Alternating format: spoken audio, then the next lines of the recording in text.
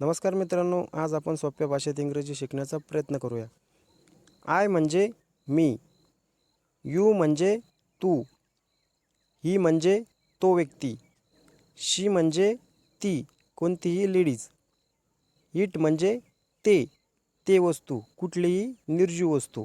हे आहे सिंग्युलर। आणि मित्रांनो हे आहे प्लुरल।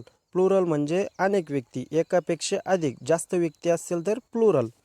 वी म्हणजे आम्ही किंवा आपण, याला आपण वी वापरू शकतो।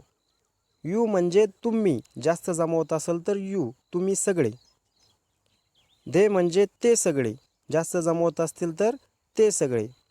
आणि दे म्हणजे त्या सगळ्या लेडीज। मित्रांनो हे पुन्हा आहे सिंग्युलर। सिंग्युलर म्हणजे एक वचन, कोणताही एक व्यक्ती। आय एम म्हणजे मी आहे। यू आर म्हणजे तू आहे। ही इज म्हणजे तो आहे। शी इज म्हणजे ती आहे, कोणतीही लेडीज। इट इज म्हणजे ते आहे, कुठलीही निर्जीव वस्तू। आणि मित्रांनो हे आहे प्लुरल म्हणजे एकापेक्षा अधिक। जसं मी तुम्हाला अगोदर सांगितलं, वी आर म्हणजे आम्ही आहे, यू आर म्हणजे तुम्ही आहे, दे आर म्हणजे ते आहे, दे आर म्हणजे त्या आहे, एकापेक्षा अधिक, जास्त जमावात।